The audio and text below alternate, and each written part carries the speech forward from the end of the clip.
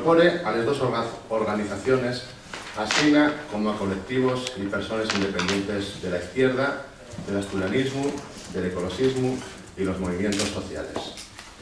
Desde el mismo día de la firma de este acuerdo, venimos trabajando en el desarrollo programático y organizativo de esta coalición, que tiene un carácter abierto con la participación de ciudadanos y ciudadanas y colectivos políticos y sociales, que tiene como objetivo la consolidación de un espacio político asturiano necesario y posible.